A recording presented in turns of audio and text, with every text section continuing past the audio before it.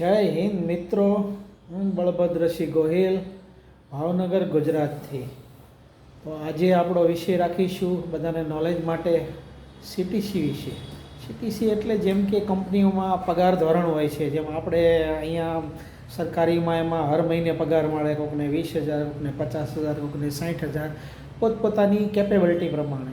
એ રીતે કંપનીઓમાં પ્રાઇવેટોમાં સીટીસી એટલે એક આખા વર્ષનું તમને એક પેકેજ આપવામાં આવે છે અને સીટીસી કહેવાય. આખા વર્ષમાં તમને 4 લાખ કે 5 લાખ આપી દેવામાં આવે, એની અંદરથી ટેક્સ કપાઈ જાય ને તમારું જે કાંઈ હોય એ કપાઈ જાય, બાકી તમને આપે, એને સીટીસી કહેવાય.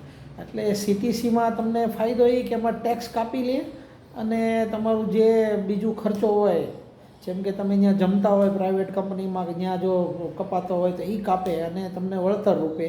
એટલે માની લો કે તમારી 6 લાખની સીટીસી હોય તો તમારો પગાર હર મહિને 50,000નો થયો. એવી રીતે આંકલન કરી લેવાનું, ઠીક છે ને. એમાંથી ઇન્ક્લુડિંગ ટેક્સ કપાઈ જાય અને કંપની નોખી કંપનીમાં નોખી ફેસિલિટીઝ, ક્યાંક મકાન ભાડું કાપે, ક્યાંક તમને આપે, એના એચઆરઆઈમાંથી ક્યાંક મેડિકલ મળે, એ બધું નોખું હોય છે. એ અલગ અલગ વ્યવસ્થા પ્રમાણે હોય છે. તો અત્યારે ચાલે છે આપણે એપ્રિલ મહિનો, તો આ ટેક્સની વાત આવી એટલે રિટર્ન ફાઇલ વિશે પણ થોડુંક જણાવી દઉં.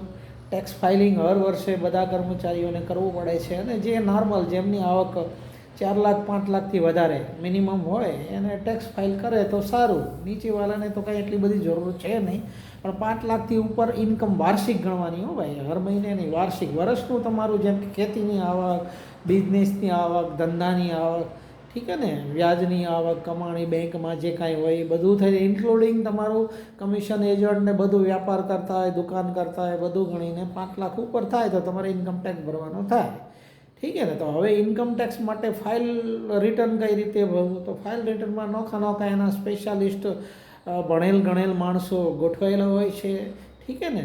ઓનલાઈન તમે ભરી શકો છો, આપણા વિડીયોની અંદર જાઓ તેમાં ઘણા સીએ આવે છે, એના એ તમને ઓફરો આપે છે. ટેક્સ બડીનો ઓપ્શન છે, એમાં પણ ભરી શકો છો. જોઈને વિચારીને કરવાનું આમાં, નહીંતર આપણા ઘણીવાર પૈસા વયા જાય. અલગ અલગ ફીઝ હોય છે, ટેક્સ ફાઇલ કરી આપે, આપણને સપોર્ટ આપે.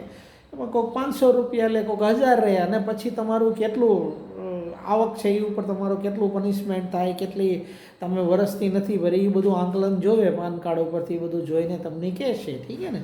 મિનિમમ 1000થી 500 રૂપિયા ફીઝ હોય છે, એ તમને સપોર્ટ કરે. એમ તો જો કે જેને આવડતું હોય એ આપણી પોતાની રીતે પણ મોબાઈલમાં ટેક્સ ફાઇલ કરી શકાય, પણ એમાં આપણીથી ભૂલ થાય એની કરતાં આપણે એક સીએ કે એની મદદ લઈ લેવી સારી. એટલે 500-1000 રૂપિયા ફીઝ દઈને આપણે ભરી લઈએ એટલે શું છે કે એ બધું કમ્પ્લીટ કરે ને એને આખા વર્ષની જવાબદારી રહે.